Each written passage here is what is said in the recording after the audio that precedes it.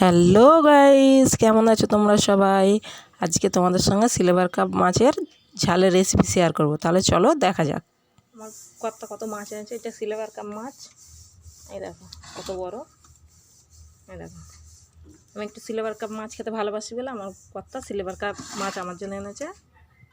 এই দেখো আমার ছেলের জন্য ইলিশ মাছ নিয়ে এসেছে। সবটা রান্না করবো না, কিছুটা রান্না করবো। চলো তোমাদের সঙ্গে শেয়ার করি। এই যে এই কটা মাছ আমি নিয়ে নিয়েছি রান্না করার জন্য। আর এইখানে দেখো এইগুলো আমি রেখে দিচ্ছি। কটা ইলিশ মাছের পিস আমি রেখে দেবো। এই কটাই আমি রান্না করব।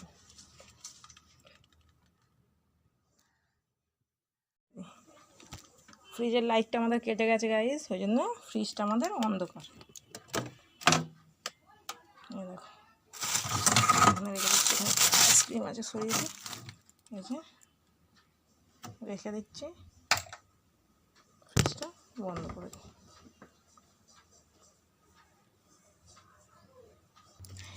গাইস এখানে নুন হলুদ মাখিয়ে নিয়েছি মাছটাতে। এবারে কড়াইটা আমি গরমে বসিয়ে দিয়েছি, কিছুটা তেল দিয়ে দেব। কড়াইয়ের মধ্যে কিছুটা সরিষার তেল আমি গরমে দিয়ে দিচ্ছি।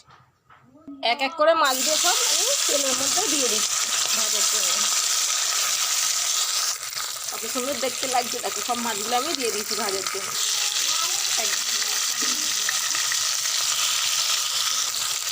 বড় মাছ আমি পিস করতে পারি না, ওই জন্য পিস করে এনেছে। এক একটা পাতলা, এক একটা মোটা করে দিতে ভেঙে যায়। কাঁচা লঙ্কা, পোস্ত, জিরে একসাথে আমি বেটে নিয়েছি। এই যে ছেলের জন্য 2 পিস ইলিশ মাছ করবো, ওর জন্য। সব মাছ আমার ভাজা হয়ে গেছে। এবারে ঝালের জন্যে কড়াইয়ের মধ্যে আরেকটু তেল দিয়ে দেবো। কুচিয়ে রাখা পেঁয়াজটা দিয়ে দিচ্ছি ভাজার জন্য, লাল লাল করে ভেজে নেব। মশলার জন্য একটা বাটি নিয়ে নিয়েছি। কিছুটা হলুদ দিয়ে দিচ্ছি, হলুদের গুঁড়ো, কিছুটা লঙ্কার গুঁড়ো, পরিমাণ মতো লবণ, কিছুটা গরম মশলার গুঁড়ো। পেঁয়াজটা কিছুটা লাল হয়ে এসেছে, আর একটু লাল করে ভেজে নেব। কিছুটা জল দিয়ে একটা পাতলা ব্যাটার তৈরি করে নেব। আদা রসুন বাটাটা দিয়ে ভালোভাবে ভেজে নেব। ভালোভাবে ভেজে নিচ্ছি।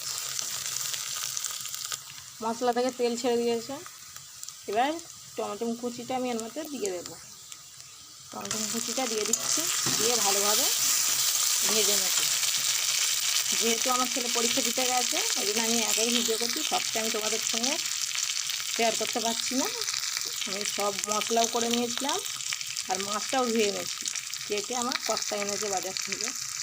পেঁয়াজ, আদা রসুন আর টমেটো একসঙ্গে ভালোভাবে কষিয়ে নিয়েছি। এবার এই যে মশলাটা আমি এর মধ্যে দিয়ে দিচ্ছি। ভালোভাবে মশলাটা কষিয়ে নেব।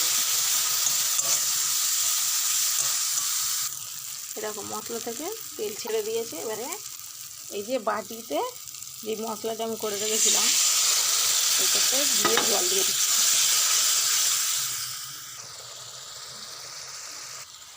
মশলা কষানো হয়ে গেছে গাইস, দেখতেই পাচ্ছ কালারটা কত সুন্দর এসেছে। আমি কিন্তু কোনো কাশ্মীরি লঙ্কা ব্যবহার করিনি। আমার এখানে একটু ঝালটা বেশি খায়, তোমরা তো জানোই, ওই জন্য ঝাল একটু বেশিই দিয়েছি। তোমরা যারা ঝাল কম খাও তারা ঝাল কম দেবে, মানে লঙ্কার গুঁড়ো। এবার জল দিয়ে দিয়েছি। এবারে ফোটার জন্য কিছুক্ষণ অপেক্ষা করব। ঢাকা দিয়ে দেবো। চলো খুলে দেখা যাক ঢাকাটা। ফুটে গেছে গাইস।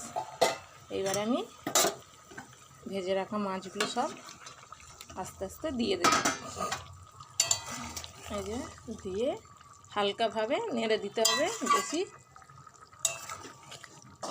বেশি জোরে জোরে নাড়বে না, তাহলে সব মাছগুলো ভেঙে যাবে। উপর থেকে কিছুটা ধনে পাতা কুচি আমি দিয়ে দেব।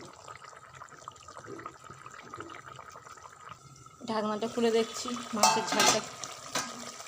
মাছের ঝাল আমার কমপ্লিট হয়ে গেছে। আর একটু শুকনো শুকনো হবে, কারণ এত রস হলে হবে না।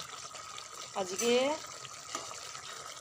ইলিশ মাছেরও ঝাল করব সর্ষে বাটা দিয়ে, ঢেঁড়সের তরকারি, আর এই যে সিলভার কাপ মাছের ঝাল আজকের মেনু।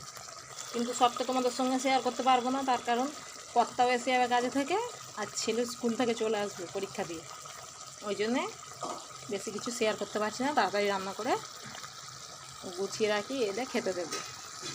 রেডি হয়ে গেছে আমার সিলভার কাপের মাছের ঝাল, চলো নামিয়ে নিই। কমপ্লিট হয়ে গেছে আমার সিলভার কাপ মাছের ঝাল, কত সুন্দর দেখতে লাগছে দেখো। উপর থেকে কিছুটা ধনিয়া পাতা কুচি আমি ছড়িয়ে দিচ্ছি, দেখো কত সুন্দর দেখতে লাগছে। তাহলে এইভাবেই তোমরা বানিয়ে খাবে, আমি এইভাবেই বানাই। তাহলে ওকে গাইজ, বাই।